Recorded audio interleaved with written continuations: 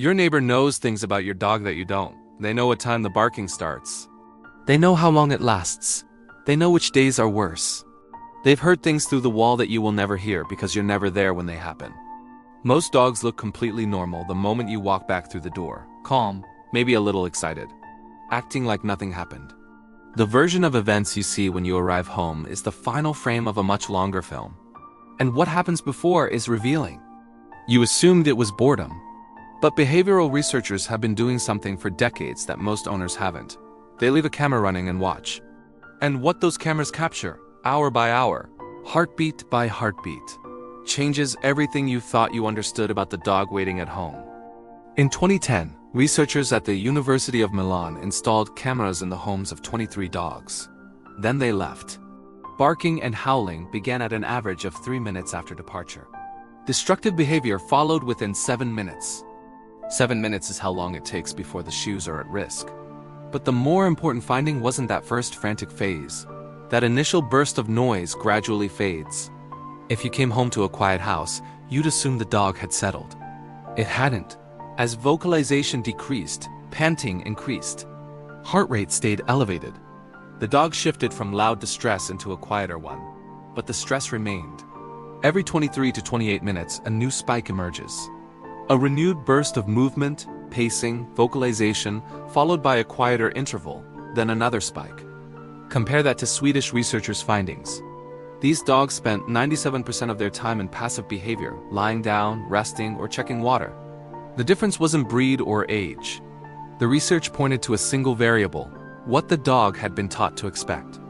The anxiety doesn't begin when the door closes. In the 1980s, behaviorists documented that stress responses begin while the owner is still inside. Dogs learn to chain your entire departure routine in reverse. You check your phone. You put on your shoes. Each action becomes a signal. By the time you reach the door, some dogs are already panting. They know exactly what's coming and are hoping this time might be different. This is anticipatory stress, a cortisol response building during the ritual. The absence hasn't started. The fear of it already has. It migrates backward into the morning. The specific way you move through the kitchen. The order in which you get dressed. The moment the script begins, the nervous system treats your routine as a countdown. Your dog isn't being dramatic. They are trained to react. Researchers in Barcelona found that making departures unpredictable doesn't always help. The keys weren't the problem. Uncertainty is. Your dog isn't afraid of your shoes. They're afraid you won't come back. The Royal Veterinary College ran a longitudinal study called Generation Pup, tracking 145 dogs from adoption through their first 6 months of life. They were specifically looking for predictors of separation-related problems. And they found something that surprised a significant number of trainers. Emotional goodbyes didn't cause them. Long farewells, extended goodbyes, the full production some owners perform at the door every morning, had no significant effect on separation outcomes. What mattered was the return. Dogs whose owners came home to find damage and responded with visible frustration raised voices, prolonged reactions were 6 times more likely to develop separation-related behaviors. 6 times. Over something that had nothing to do with the moment happening. The dog doesn't connect your frustration to the chair leg it destroyed 4 hours ago. That chain of causation simply isn't available to them. What the dog connects your frustration to is your arrival. And gradually, your arrival becomes something to brace for. Here's why that matters. A dog that's anxious about you coming home is a dog that's more anxious about you leaving. The entire day becomes a loop of anticipatory tension, mourning, fear, building toward departure. Then departure's echo stretching all the way to your return. The same study found that early use of punishment significantly increased the probability of separation problems developing. It added unpredictability to the one moment, the reunion, that should have been the dog's single reliable anchor. Each tense reunion rewrites the emotional meaning of the entire cycle.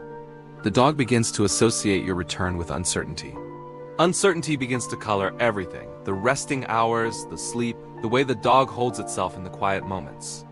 Highly anxious dogs often show reduced exploratory behavior. The world stops feeling safe to investigate when your presence has become unpredictable. The most common piece of advice is to get a second dog. The logic feels intuitive. The dog is lonely. But the research doesn't hold that up. A 2021 study found that male dogs in multi-dog households actually vocalized more when left alone than single dogs. It's about the specific person. You come home, the house is intact. Your dog is lying on the sofa with an expression that says nothing happened. You assume everything was fine. In the 1960s, Martin Seligman found that dogs exposed to inescapable discomfort eventually lay down and accepted what was happening. He called it learned helplessness. Passivity isn't something animals learn. It's the brain's default state under prolonged, inescapable stress. A dog that stops barking after an hour alone hasn't accepted the situation. It has stopped believing that anything it does will matter. A 2019 study found that in severely anxious dogs, long-term cortisol was sometimes lower than in calmer dogs. Their stress system had started to exhaust itself. The dog that greets you with quiet eyes and a body that seems at ease may have simply run out of resources to show you what's happening. The absence of distress signals is not evidence of the absence of distress.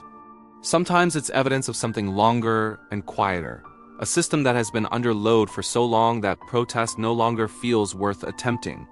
In 2019, a research team at Linköping University in Sweden measured long-term cortisol in 58 dog owner pairs. Not the cortisol spike of a single bad moment, the slow hormonal accumulation over weeks and months, captured in hair samples. What they found was that the levels were synchronized: stressed owner, stressed dog, calm owner, calm dog.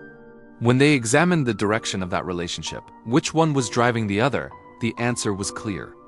The owner's cortisol was predicting the dog's, not the reverse. This matters more than it might initially seem. A dog already carrying a chronically elevated stress baseline doesn't begin the separation from neutral. They begin it from a deficit.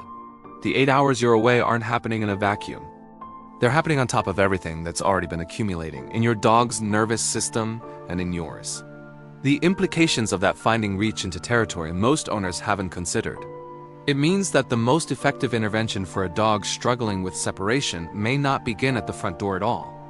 It may begin earlier, in the quality of the shared hours, in the texture of the morning before the departure, in whether the owner is moving through their routine with a nervous system that signals safety or one that signals pressure. Dogs don't read words. They read bodies. And a body carrying the quiet load of a difficult season communicates something to a nearby nervous system that training protocol cannot fully counteract. The market around separation anxiety is enormous. Pheromone diffusers, calming supplements, anxiety wraps, white noise machines. Most owners have tried at least one. Most will tell you the results landed somewhere between modest and nothing. That's because most of those products are treating the hours the owner is gone. The actual window of intervention is the other 16. Dog-appeasing pheromone diffusers showed no significant improvement in barking, scratching, or heart rate in rigorous trials.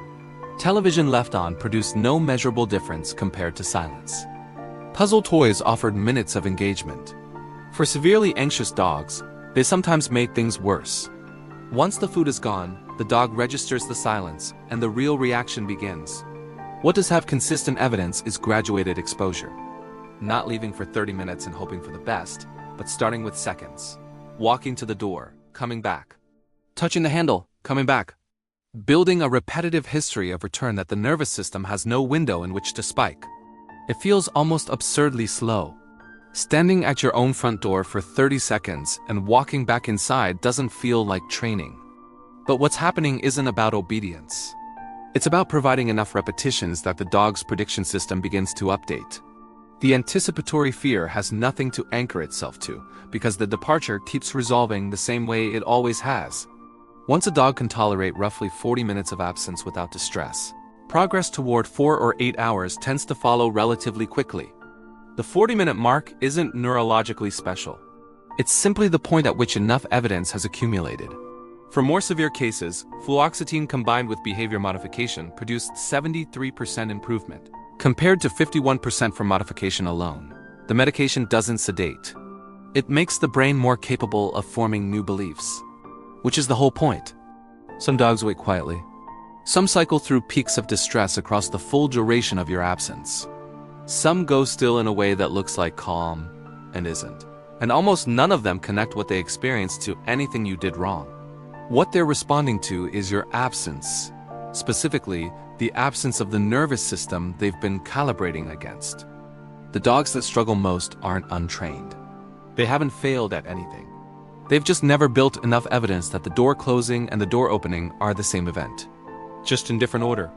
If you like this video, this one will blow your mind.